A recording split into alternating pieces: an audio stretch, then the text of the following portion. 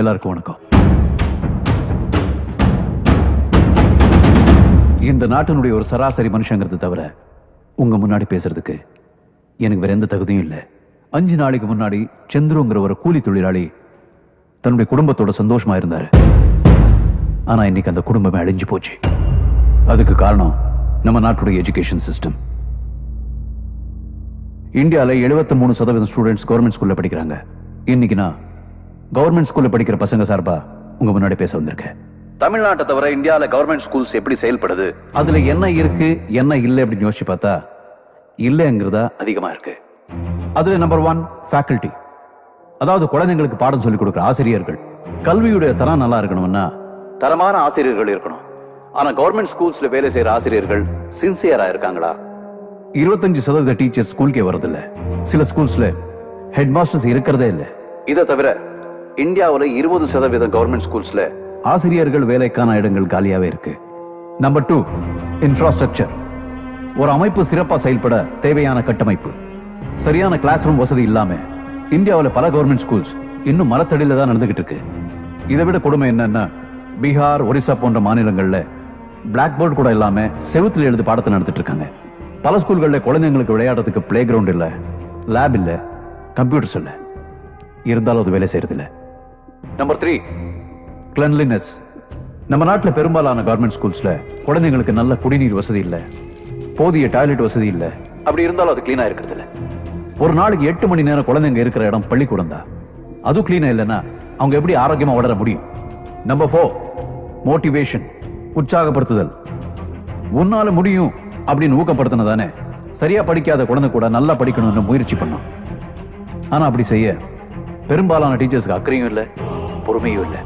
நம்ம நாட்டில் right to education சட்டத்தின்படி 8th ஸ்டாண்டர்ட் வரைக்கும் கல்வி இலவசம் தான்.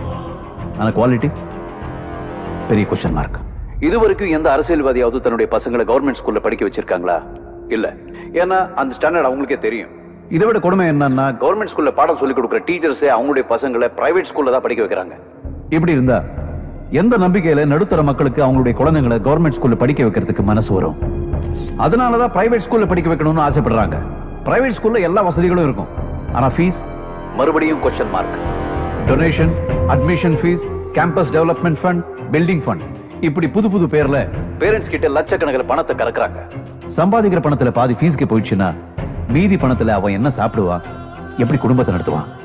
பிரைவேட் ஸ்கூல்ல படிக்க வைக்கிறதுக்கு வசதியும் இல்லாம கவர்மெண்ட் ஸ்கூல்ல படிக்க வைக்கிறதுக்கு மனசும் இல்லாம எத்தனையோ தாய் தகப்பன் ஒவ்வொரு நிமிஷமும் செத்து செத்து பிழைக்கிறான்.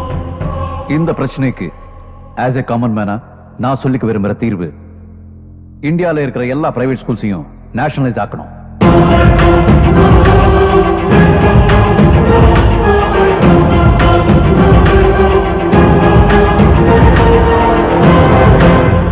அப்படி அரசுடைமையாக்குனா இந்தியாவில் இருக்கிற எல்லா பிரைவேட் ஸ்கூல்ஸும் மூடப்படும். ஆனா பிரைவேட் ஸ்கூல்ஸ் முதலாளிங்க எந்த காரணத்துக்கு கொண்டு பாதிக்கப்படக்கூடாது. அவங்க ஸ்கூலுக்கு செலவு செஞ்ச நியாயமான பணத்தை கவர்மெண்ட் கொடுத்து அந்த ஸ்கூலை விலைக்கு வாங்கணும், இல்ல லீஸ் எடுத்து நடத்தணும். இது ஒன்றும் தப்பான விஷயம் ஒன்றும் இல்ல. ஒரு ரோட எக்ஸ்டெண்ட் பண்ணணும்னா இந்த பக்கம் 10 அடி அந்த பக்கம் 10 அடின்னு கேட்டு அந்த நிலத்தோட சொந்தக்காரங்கிட்ட கவர்மெண்ட் பணம் கொடுத்து வாங்குறது இல்லையா? அது விவசாயம் பண்ற நிலமா இருந்தாலும் கூட அது தப்பு இல்லைன்னா பிரைவேட் ஸ்கூல்ஸை கவர்மெண்ட் வாங்குறது தப்பே இல்லை. இது ஏதோ நான் புதுசா சொல்றது இல்ல. எத்தனையோ ஃபாரின் கண்ட்ரீஸ்ல இப்போ இது நடைமுறையில் இருக்கு. பணம் கொடுத்தாதா படிப்புங்கிற நிலைமை இந்தியாவில் எங்கேயும் இருக்கக்கூடாது. ஆட்டோக்கார பையனா இருந்தாலும் சரி, டாடா பிர்லா பையனா இருந்தாலும் சரி, அரசு பள்ளிக்கூடத்தில் தான் படிக்கணும். அது இன்டர்நேஷனல் ஸ்டாண்டர்ட்ஸ்ல இருக்கணும். இப்படி எல்லாம் நடந்தா நாடு எப்படி இருக்கும் தெரியுமா? நம்ம நாட்டோட கல்வி தரம் 100% முழுமையா இருக்கும். சைல்ட் லேபர் அப்படிங்கிற வார்த்தையே இந்தியாவில் இருக்காது. நாளை இந்தியாவை ஒளிநடத்துற அரசியல்வாதி ஒரு தலை சிறந்த தலைவனா இருப்பான். ஒரு ஒழுக்கமான சமுதாயம் உருவாகும். உண்மையான நாட்டுப்பற்று ஒவ்வொரு இந்தியனுடைய மனசுலையும் உருவாகும். படிப்புங்கிறது ஒவ்வொரு குழந்தையுடைய பிறப்புரிமை. அதை பறிச்சு அவங்களை அவமானப்படுத்துறதுக்கு யாருக்கு ரைட்ஸ் இல்ல. இந்த உலகத்திலே நான் மதிக்கிறது 2 பவர். ஒன்னு ஸ்டூடெண்ட்ஸ், இன்னொன்னு மீடியா. நான் சொன்னது உங்களுக்கு சரின்னு தோணுச்சுன்னா தயவு செய்து இதை நாடு பூரா கொண்டு போய் சேருங்க. எனக்காக இல்ல, நம்ம நாட்டுக்காக. ஜெய் ஹிந்த்.